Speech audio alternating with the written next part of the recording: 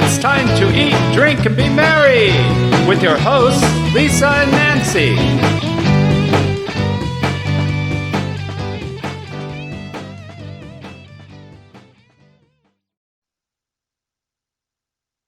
Hey, everybody. Welcome to Big Blend Radio's Eat, Drink, and Be Merry show. Today we're going up to Julian up in the mountains of San Diego, California. So it's one of those, real popular mountain destinations, very easy to get to, a scenic drive. It's really beautiful in the Eastern County area. It's also near Borrego Springs, which is a desert resort community that's known for the Anza Borrego Desert State Park. 600,000 plus acres out there. So that's something you're going to want to look forward to in the fall, maybe. But right now, when we're looking at the end of the summer, going up to the mountains is a beautiful respite from the heat. There's good food, as you're going to find out just now, but there's also forests and hiking, and there's Lake Cuyamaca. There's all kinds of good things. So today we're going to be chatting with San Diego Sustainable Chef Jeremy Manley. He is back on. We haven't talked to him for a while, since Sausage Day last year. And you know what? Every day is Sausage Day, we think. So welcome back, Chef Jeremy. How are you? Lisa, I'm good, thank you. How are you? Doing good. Nancy and I want to know, how are things at Jeremy's on the Hill, your restaurant? You're not quite in, Julian. You're on the way in. If you're coming in from the Santa Isabel Crossroads, you're in a community. It's a farming community, right? We could say that, of Wynola. Yeah, I mean, it's literally on one side of the road. There's they have apple trees, berry bushes, and so forth, and they're growing some vegetables. On the other side of the road, there's another apple farm with pear trees on it, and then on the other side of the road, 5 miles in an opposite direction, there's even more apple trees. So we're kind of at the crossroads of the entrance to the backcountry farming community here in our little town of Wynola. Yeah, I love it because you're farm to table cooking, right? So, do people see you off sneaking into their farms in the early wee hours of the morning or at night when you're going home from the restaurant? He's on his way home. He's like, okay, we've closed up for that. I'm going to have a beer and then go sneak onto someone's farm and steal their apples. I'm kidding. It's funny. We have this beautiful hiking trail up here. It's called Vulcan Mountain.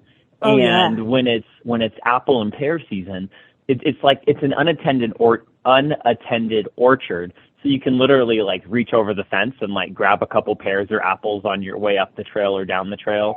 I used to walk my dog by it every day. I absolutely loved it. It was beautiful because, again, there's apple trees on one side of the road, and then there's an apple farm on the other side of the road, and then you turn around and there's even more apples. So if anybody listening to this podcast doesn't know, Julian is known for apples and apple pie, apple wine, pretty much cider. Anything that involves apple cider, anything with the word apple, we got you. Hard cider, raw cider.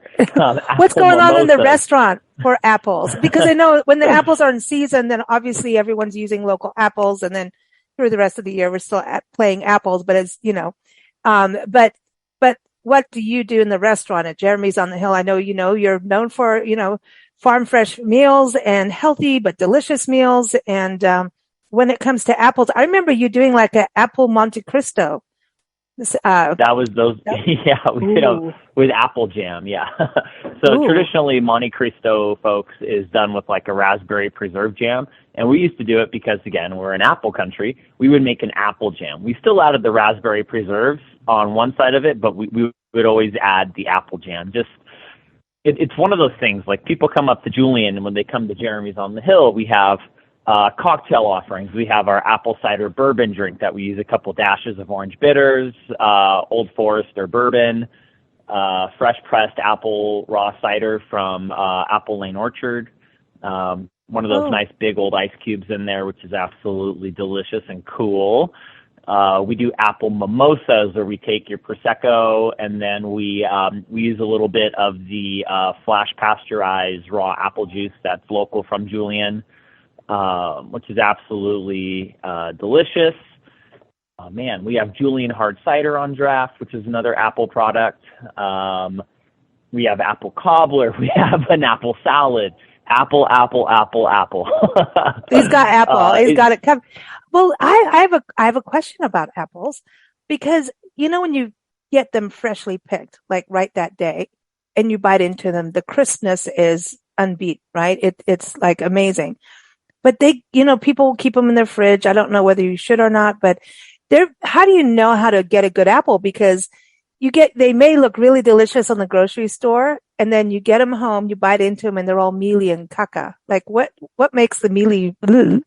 Because it literally turns me off apples for a while, and I love apples, but I just want that crisp, that is it just they got old? Why are they mealy? Oh man. So apples, traditionally, there's one time a year where apples are picked. So you're looking at roughly the fall, so like September, October. I believe Washington has it manufactured now where they get 2 harvests per year. But a lot of these apples, they store them in these oversized coolers because refrigeration, just like the refrigerator in your house, you put food in there, which keeps it cold, which slows down osmosis, which slows down how do I say that? It slows down the amount of time a product would go bad. So when you refrigerate these apples for long periods of time, I think that would contribute to that mealy-like texture. Now, some apples are naturally textured like that. That's their purpose. Okay. Some apples are meant for eating. Some apples are meant for baking. Granny Smith is like the also popular apple for apple pies, which are more tart. So when you add sugar to it, you've now created like a sweet-sour combination, which similar to Asian food, which I think maybe it's just my childhood, but anytime I think of sweet and sour, I always think of like sweet and sour sauce. So it's kind of a play on that food synergy. Arkansas black apples are more mealy, usually a darker colored apple. At the restaurant for our use, I love Fuji apples. I love the crispness and how fresh they taste. They're really nice on salads. We do a Julian apple salad with our candied walnuts, blue cheese crumbles, a little red wine sage vinaigrette. Then there's like a protein add-on option. We use them for our apple cobbler, so we dice up the apples. We leave the skins on. A lot of people don't leave the skins on, but I'm kind of a nutritional guy, and a lot of the nutrition on fruits and vegetables, a majority of them reside right underneath the skin of the apple or of the fruit or vegetable. So maybe think twice before peeling your potatoes for mash. Yeah, you know what? Yeah, it actually adds to the texture to me. Is, having that skin on, because there's like that bite through it. And I don't know, and they say that eating apples are really good. It's good for your teeth. They clean your teeth like strawberries do. They clean your teeth. That's the fiber. A lot of second world and third world countries, they don't have the Crest toothpaste and the this and the that, but they have really fibrous foods. So like, I think I'm not positive if an apple's a superfood, but one of its benefits is when you bite into it, it cleans like the residue between your teeth, like flossing would, or like scrubbing with a toothbrush. Well, superfood, a lot of people say apple cider vinegar, like the raw stuff with the actual amino acid stuff going around. Like when you see the bitsies at the bottom are really good. It's good for you. It's a pH balancer if you drink it with water. It can eventually hurt your teeth if you do that every day. But it's good. It's good to clean with. It's like, it's antibacterial. It's good for you and good. I know people make salad dressings and stuff. Have you ever done that with apple? Use it in a salad dressing or some of your, like a vinaigrette? Yummy. We turned it into a dressing. We did like a poppy seed dressing, and we infused it with, we pureed a couple of apples in it, and it came Now out be careful really when you good. drive out of the restaurant if you have that poppy seed, dressing. You could get pulled over and be happy. No, I'm just kidding. But poppy. I'm sorry, I had to interrupt on that. You said poppy seed, and that was it. But follow the yellow brick road. Here we go. Follow it to Julian, to Jeremy's on the hill.com. See how I did that? But listen, going back to the poppy seed. So just so we know, so maybe we can try it at home too. Poppy seed, you put the seeds, or are you getting, like, do you actually just go buy the seeds themselves? We buy the seeds. Yeah. So, and then we made like a dressing that was aioli based or mayonnaise based. If you don't have time to make your own mayonnaise. So that way, I don't know what the technical reason is, but like a vinaigrette is typically like 2 or 3 parts oil to 1 part vinegar. When you're making a salad dressing, like ranch or blue cheese, you usually add mayonnaise, or you make your own aioli, and that then becomes the base. From there, you add flavors, seasonings, spices, ingredients, textures, and play off of that. And the mayonnaise, when you make mayonnaise, you start with egg yolk. So that's the emulsifier, and that's what kind of keeps the dressing emulsified and bound together. Sometimes if you make vinaigrettes, so you see them in the grocery stores, they separate, and that's because they don't have a binder. So traditional binders are egg yolks. Dijon mustard's my ultimate favorite one for vinaigrettes, just because we do cater to vegans and vegetarians and people with dietary restrictions. So some people are still kind of worried about consuming raw egg yolks. So vinaigrettes, if you fall in that count or that category, vinaigrettes are usually your safest bet if you're worried about certain foodborne illnesses or potential food hazards or risks. A vinaigrette to me, that's how I even do coleslaw that way. In fact, I put apple in coleslaw because it just adds that other, like jicama or apple, like one of the two. I used to even, just grate it, but you have to eat it then because it goes brown. But if you have a vinaigrette on it, it probably would be okay, right? If I'm just going from like serving it that day and it's over that day. But apple, I used to use apple in everything, just grate it up and like make coffee cake. I used to make a coffee cake with grated apple. And I chop it up and cinnamon. Put it in my oatmeal in the morning. Ooh, yeah, that's good for you. A little bit of cinnamon, just chop up some apples, and there's something. It's my grandma used to always make applesauce when I was a kid. It's one of those things where it's like if you have apples that are sitting around or they oxidize, just make a batch of applesauce with it, and then can it? You're getting all the nutritional value, and if you leave the skins on, it adds a little texture, and you get a little bit more nutrient count in there. It's pretty fun. I like dried apples. I think that's a dangerous because you forget how much sugar, how it concentrates, when you dry them, because then it's like, and then you're like, why am I buzzing around everywhere? Like it doesn't feel like you're like eating anything heavy. And next thing you know, like you've probably consumed like 20 apples and you wonder what's wrong with you. What's good about it though? And it's one of those, I feel like fiber gets overlooked in a lot of dietary trends that go on, but fiber fills you up. And it's definitely something that's a necessity for us as humans to consume on a regular basis, between the colons, the intestines, and again, helping fill you up. Because there's times where certain weeks or certain days you're in a hotter environment, if it's weather related or you have a lot going on, you don't have time to eat as much food. And, none of us like it when we're out. We have to think or give a presentation and our stomach's just growling. So things like dried apples or sweet potatoes or anything with fiber in it kind of helps fill your stomach and gives you that sense of being full. That's why I like hummus, because there's a lot of fiber in those beans, like the garbanzo beans or the chickpeas. I like hummus that way because it's not so heavy. And it's like, it's a dip that you can make easily.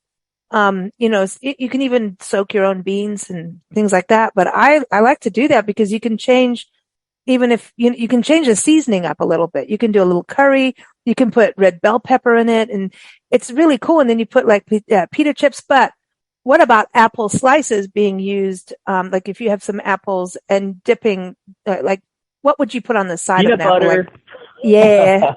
Yeah, I'm in. I love peanut butter and apples. Oh, so good for you, right? And fresh peanut butter. It is. If you can get fresh peanut butter without, like we go to the peanut patch in Yuma, Arizona, and I know in these, the hot summer, a lot of people from Yuma, Arizona they go to Jeremy and Julian up to the mountains to cool off a little bit because Yuma is the sunniest place on the planet. And, it's warm. It's fun on the river, the Colorado River. But if you go up to the mountains, you must go to Jeremy's. But that's where we would always get our peanut butter because she just does it fresh with no additives in it. And now I find like if you go to a grocery store, you have to really read what's in your peanut butter because they're adding stuff to it. So it's like, insane. There's so many brands that have like partially hydrogenated oils and all this other crap in there. It's like one or two ingredients. And, it's like there's a couple of places that I shop at and they just sell like a powdered peanut product. And I like it. Like it's a one ingredient shop. I don't really know the process. I haven't researched it yet, but there's just so many incredible like raw nut butters out there. There's blended raw nut butters. It's just good. It is good. It is good. So, okay. So apparently this episode has turned into apples. And so I need to go back to Julian. And I remember apple days, apple season. I mean, Julian's been celebrating apples and traditionally they'd always say, okay, October is the apple season, but then nature would say, oh yeah, they're ripe in July this year. So good luck with that one, everybody. And people just flock to Julian and going, I want apples. And we're like, well, they were here, but you missed the memo. You know? It's So hard I know because these last, I think like the go ahead. last like 4 or 5 years, it's like the seasons have been kind of wonky and weather patterns are changing a little bit. This last year, though, in Julian, there was a 1 week period where we had about 10 inches of snow, and this year's felt like the truest probably 4 seasons that I could remember since being a child. I remember in like 99, 2000, 2001, 2002, we would have a couple of days where we would get 2 or 3 feet of snow. And this was the most reminiscent time. Yeah, it was great.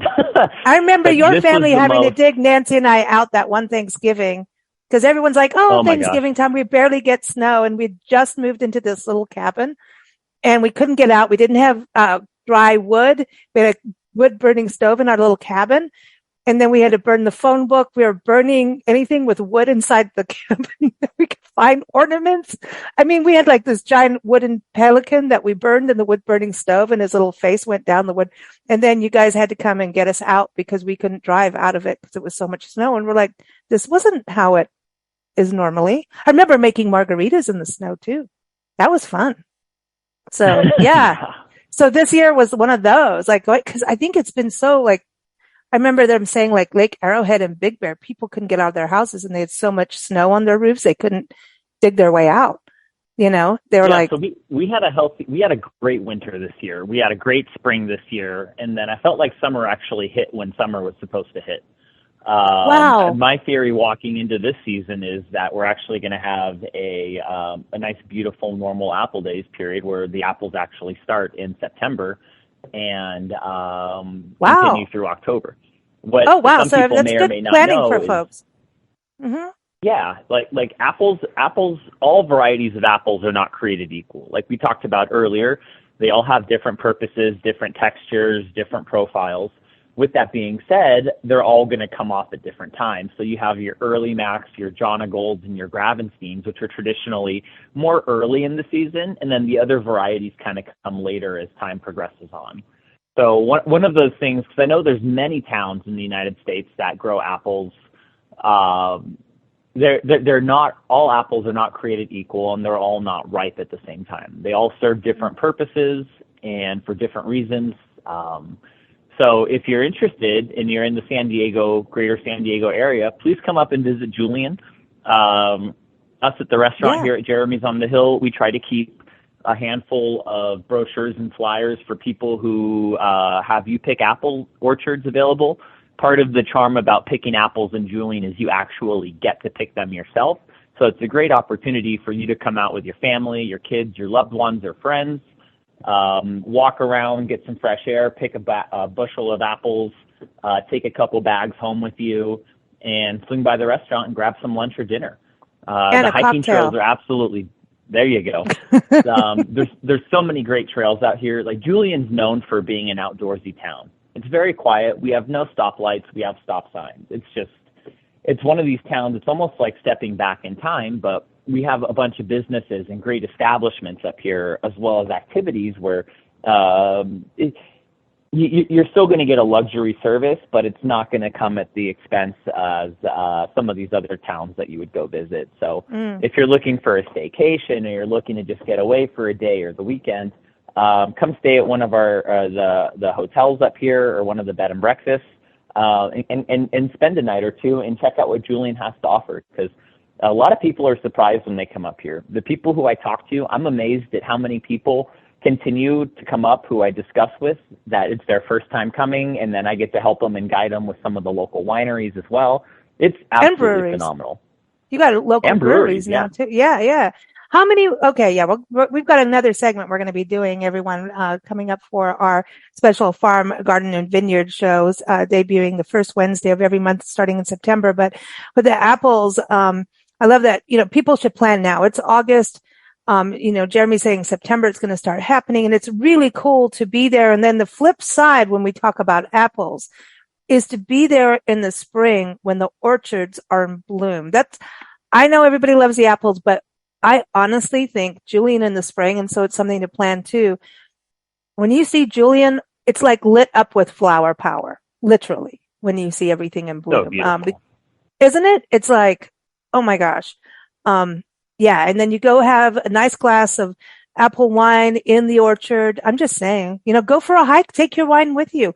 And do you, a lot of people come in. I know, do you get those car groups and motorcycle people? Like they do their poker runs, I know, but also just, it's such a scenic drive. Is Julian still getting a lot of that kind of traffic of people going, hey, I'm going to go from maybe Palm Springs up through Anza, come up to you from there because that's a cool drive, or maybe through Lake Henshaw, that area. 'Cause you've got every route in to Julian is scenic, whether it's the desert, it's scenic. So are you getting a lot of those groups still coming up? We are all summer long. We've had, we did a 5-day run with the Porsche Club out of Palm Desert, Palm Springs area. We get a lot of car clubs throughout the summer and the fall, mostly the summer because the roads are more open. There's not as many people up here. And I call it the speed highway right outside the restaurant. We have a side road, Wynola Road, where we get a lot of car clubs and motorcycles that love to barrel race down that road. Freshly paved. Be careful. Be careful. What blows my mind, there hasn't been, there's never, I can't remember the last time there was an accident on that road. It's been years, but it's definitely a fun driving, cruising road. But we had the Ferrari club, we had a Lamborghini club not too long ago, the Porsches, the BMW. And so they can come to you and say, hey, we want a group lunch with all of us. Do you do that kind of, big bookings like that? We have a large enough parking lot too. Julian's definitely a small, quiet mountain town, and we're fortunate to be located about 2 miles outside of it. So we do get a lot of those groups of clubs that want to come up and all park together and spend time together. So we have the parking lot. We ask that you make reservations ahead of time so we could plan a limited menu, not only to help us out, but just to kind of streamline service and make sure we could serve you. And, my philosophy is, I want to bring people back multiple times. I don't just want somebody to come to the restaurant once. For me, that's just it's so hard to get somebody into any kind of a business that when somebody finally comes through our doors, I do my best and our staff does our best to make sure that they want to come back again. From food to you service, build a relationship. Atmosphere to drinks. Yeah, it's relaxed too. And that's what's so amazing, I think, about your restaurant, why Nancy and I love it. And, we've been going, since day one, is that you're getting high quality, good, healthy, delicious food that you would expect in a city, but you're getting it in a setting that, reminds you of where your food comes from. And you're in this, charming town that's not, not pretentious. And I think we all are looking for those authentic experiences where not every brand name is downtown, and where you can go shop and find something unique that you won't find on Amazon. Sorry, I don't mean to knock on Amazon, but you know what I mean? A real experience. And then it's not far from, when you think about it, you're not far from LA, Orange County, San Diego, Palm Desert. I mean, Arizona border, Imperial. I know everyone in Imperial County bolts up to you guys in the summer too, because of the season and, the heat. And, it's a really cool place to go. And the restaurant is relaxed too. Yet at the same time, you can go for a fine dining, romantic, woo, woo, woo. Come on, big boy. I don't want to say, you know what I mean? It's like you could go for a romantic meal. So you've managed to do a really good, harmony of all of these and, all of these things that you're doing and still representing the region really well. That's a good balance to have. And that means it's good food, period. Just keeping it real, I think, is really it, isn't it? Just keep it real. True. Yeah. I love it. Everyone, Jeremy. To people. Yeah, exactly. Everyone, jeremysonthehill.com is the website to go to. I encourage you to follow Jeremy's on the Hill. If you go on Instagram, and it's under Sustainable Chef. What your Instagram? San Diego Sustainable Chef. He is sustainable. How many years have you guys been open now? You just had an anniversary. Yeah, we just started our 16th year. Holy cow. Like literally, and they do have cows. in the backyard. No, just down the road.